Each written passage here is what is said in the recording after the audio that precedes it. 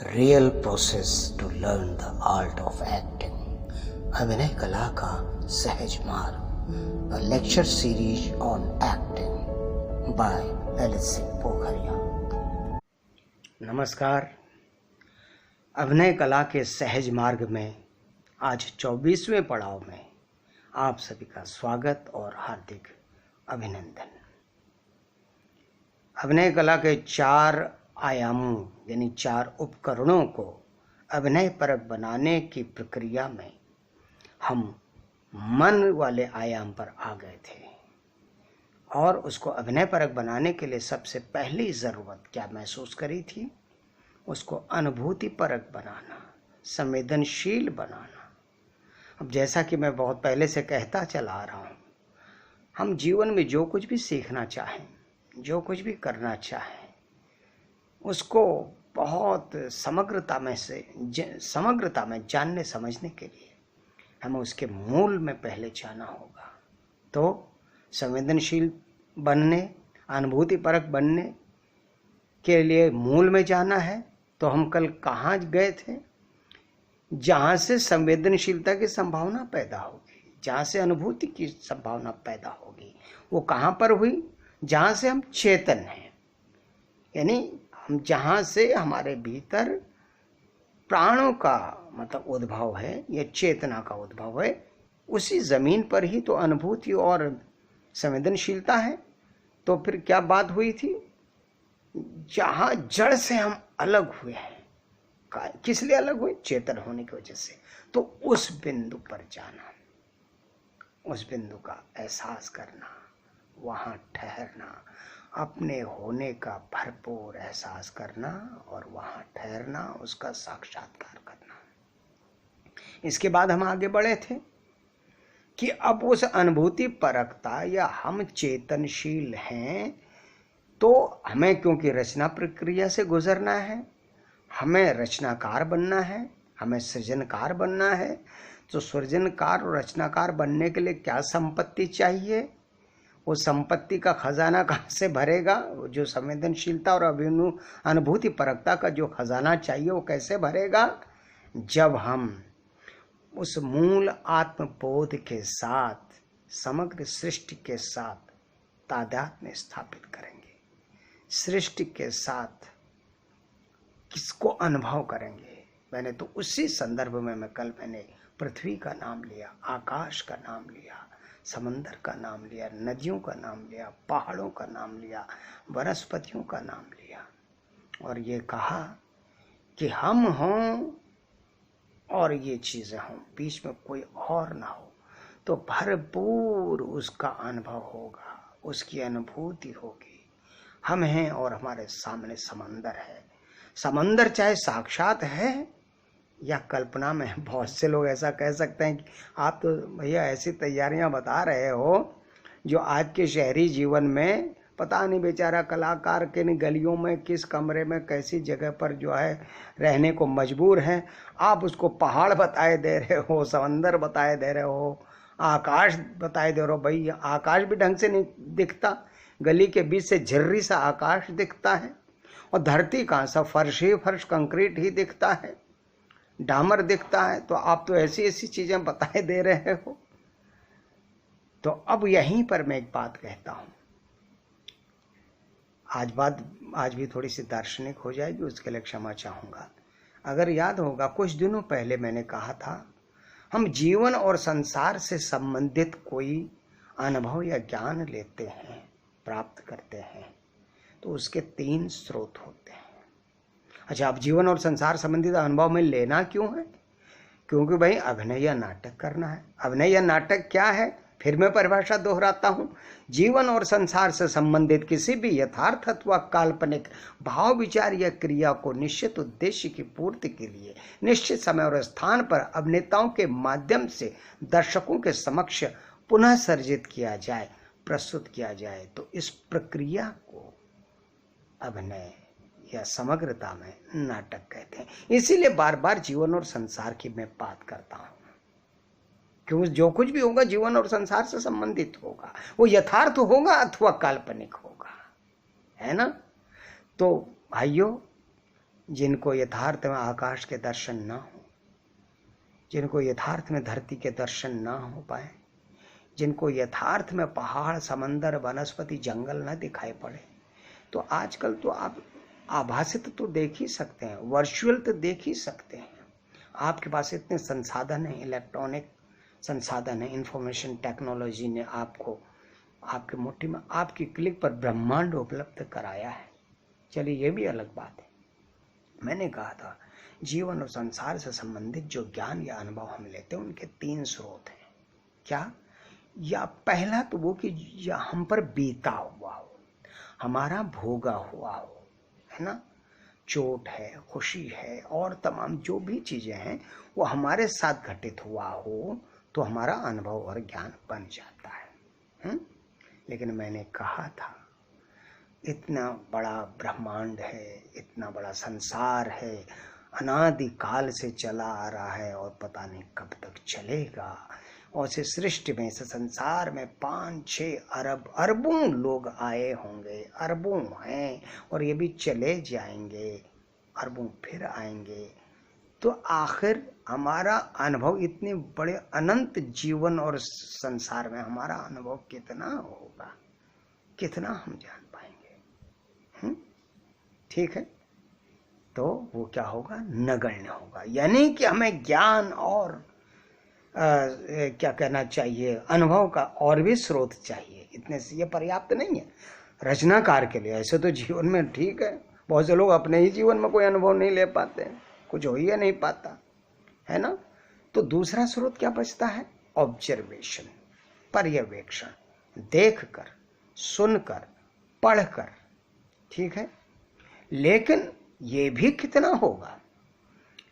अगर हमारा जीवन 100 साल भी होता है तो इन 100 सालों में हम कितना पढ़ लेंगे, कितना देख लेंगे, कितना सुन लेंगे। यानी वो भी जो है भले ही बिल्कुल वैयक्तिक अनुभव की तुलना में ज्यादा हो, लेकिन संपूर्ण सृष्टि की तुलना में वो भी नगण्य है। लेकिन उससे हम अर्जित करते हैं, है ना, उससे अर्जित करते हैं। तो 2 स्रोत ये हो गए, रिसोर्सेज। तीसरा क्या बचता है? तीसरा बचता है कल्पनाशीलता। क्योंकि जो रचनाकार होता है ना, वो भले ही अपने जीवन में बीते हुई बातों का अनुभव लेकर या देखी सुनी पढ़ी हुई बातों का अनुभव लेकर रचना का श्री गणेश करे, लेकिन जब तक उसमें उसकी अपनी कल्पनाशीलता, वैचारिकता और उसको विन्यास देने के लिए, विस्तार देने के लिए वो कल्पना का सहारा नहीं लेता है, तब तक रचना समग्रता में नवीन या नवोन्मेषी नहीं हो पाती है ना। और पूरे संसार में जितना साहित्य रचा गया है, भले उन महान रचनाकारों ने अपने निजी जीवन से या अपने परिवेश से, अपने देश काल और परिस्थिति से चीजें ली हों, लेकिन उसमें फिर क्या हुआ, उसी आधार पर अपनी बात को कहने के लिए उन्होंने कल्पना के उड़ान भरी और तब एक सृजन हुआ।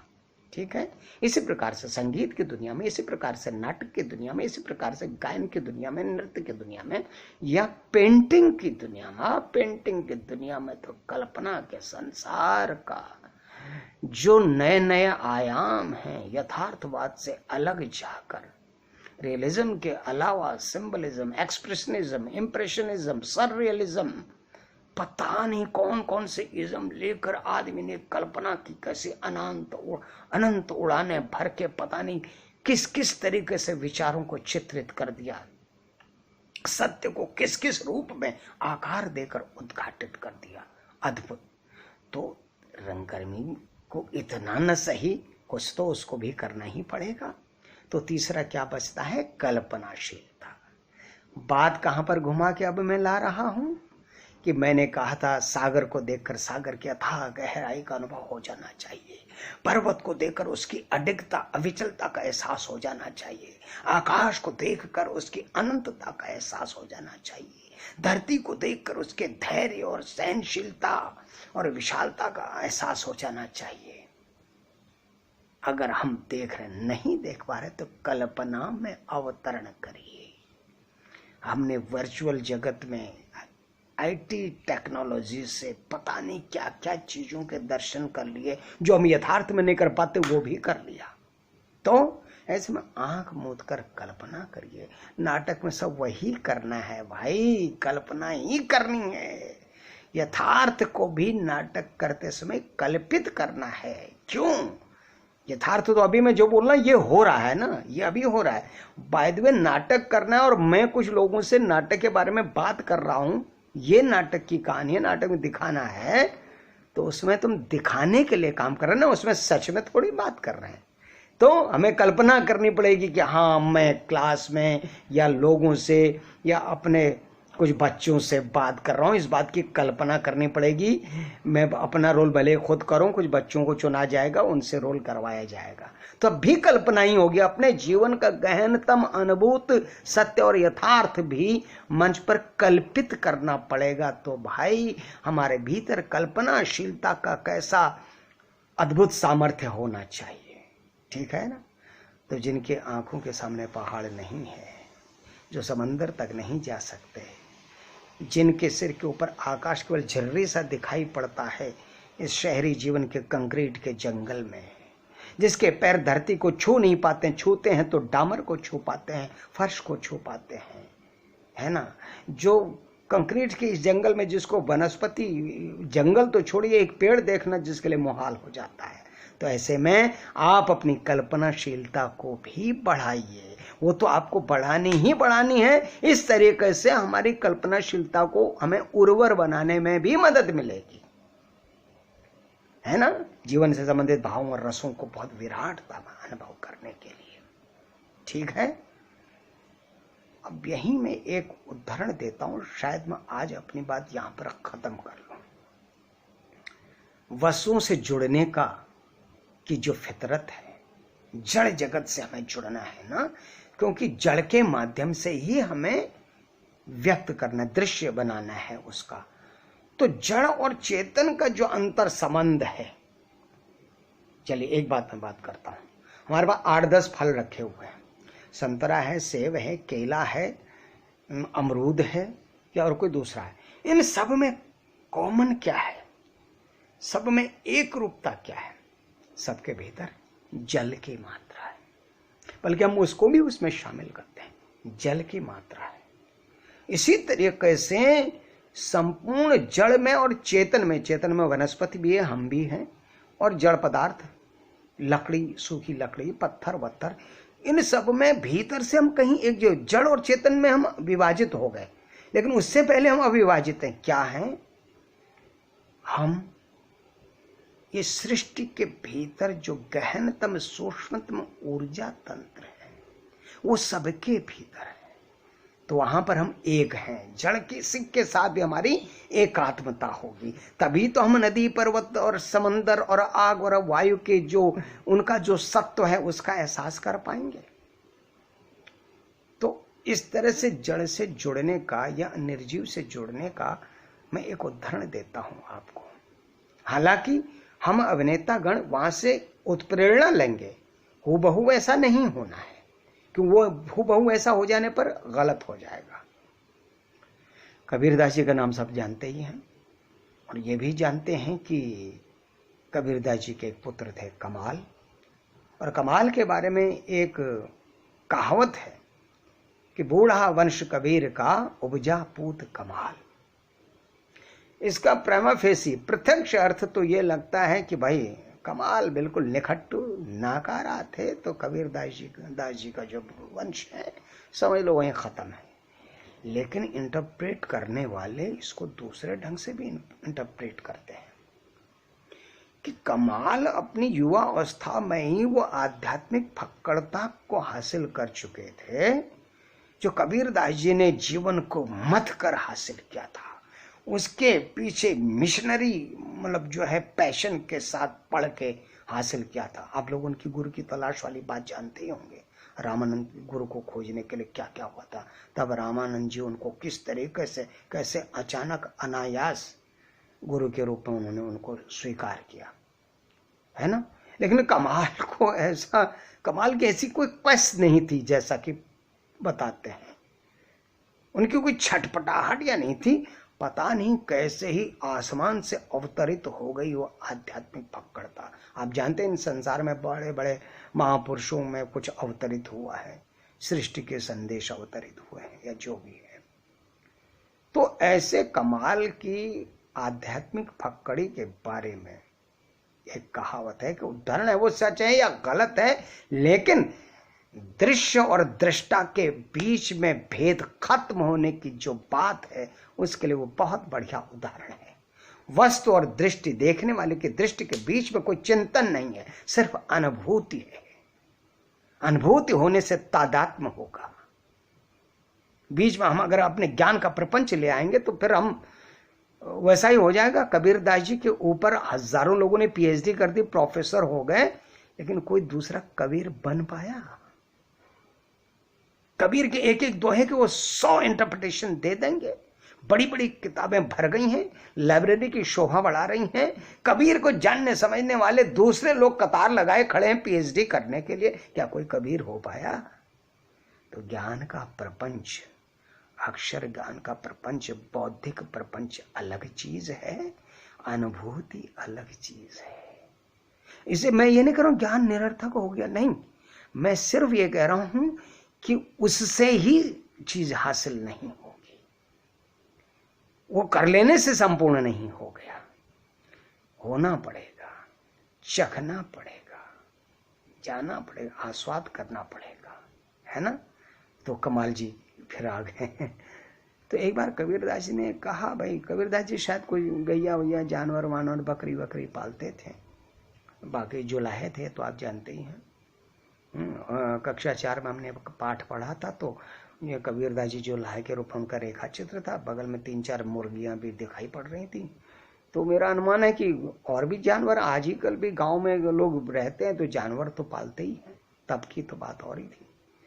तो जानवरों के लिए कुछ चारा लाने की बात उन्होंने कमाल से कही, भैया चले जाओ जरा कुछ ले आओ घास वास। चलेगा कमाल, ठीक है चले गए।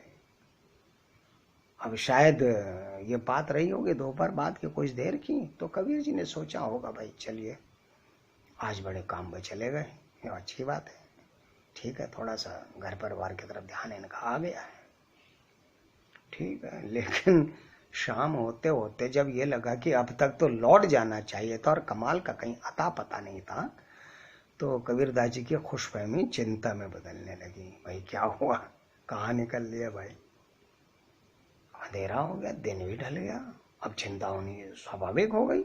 सामान्य कोई लड़का हो तो बात अलग है, कमाल असाधारण फितरत के आदमी। अब जो अंधेरा हो गया, पास पड़ोस में भी पता चल गया, भाई बड़ी मुश्किल से कमाल आज काम पे निकले थे, ऐसे निकले कि बिल्कुल लग रहा है निकल ही गए, क्या हो गया पता नहीं। चिंता हो गई। मशाल वशाल जला के कुछ सयाने लोग गए इस उम्मीद से कि हाँ भाई जिस तरफ वो घास लेने के लिए गए होंगे अनुमान लगा के उस तरफ गए, और थोड़ा चलने फिरने के बाद वहां चलने के बाद पहुंच गए। तो लेकिन वो घास वास का वो इलाका आ गया, थोड़ी थोड़ी हवा चल रही थी, बढ़िया हवा चल रही थी। तो बढ़े आगे को, उसी तरह बढ़े ढूंढने, तो देखा घास हवा की वजह से हिल रही है यूं, और वो अलग अलग जगह, कभी आपने देखा घास एक जगह बिल्कुल इकट्ठी भी हो जाती एकदम से, तो वो भी इस तरह के 3-4 थे, वो भी ऐसे हिल रहे थे पूरे गुच्छे से, जो होते ना जैसे धान वान काटते जब हैं तो एक मुट्ठा बना लिया जाता है, उस तरह से घास भी कहीं कहीं पर होती है, तो वो भी हिल रही थी। लेकिन हुआ क्या, जब वो और करीब गए तो 4-5 जो मोटे गट्ठर थे खड़े, जो इसको गुल्म कहा जाए, उनमें से एक घास नहीं था, वो कमाल थे, दूर से घास के गुल्म जैसे लग रहे थे। वो क्या जैसे जैसे घास हिल रही है वो कमाल भी वैसे हिल रहे। अरे बाप रे, अब गए भैया, झिंझोड़ा उनको।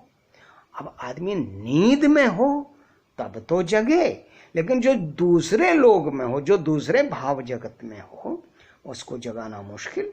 तो वो मुश्किल हुई और बड़ी देर बाद वो वापस इस दुनिया में लौटे। उनसे पूछा गया, भैया कमाल क्या हुआ, तुम्हें घास लेने भेजा था और ये क्या देख रहे हम, ये क्या चमत्कार हो रखा है। बोले हाँ मैं आया यहाँ और मैं बड़े मन से काम करने आया। मैंने कहा चलिए घास ले आते हैं, मेरे मन की मौज थी। लेकिन यहाँ देखा मैंने कि हवा चल रही है, घास थोड़ा थोड़ा हिल रही है। मैं बड़ी देर देखता रहा और देखता रहा, और देखते देखते मैं कब घास हो गया मुझे पता ही नहीं चला। और जैसे घास हिलने में बिल्कुल तद्रूप हो गया, घास के साथ मेरा तादात्म्य हो गया।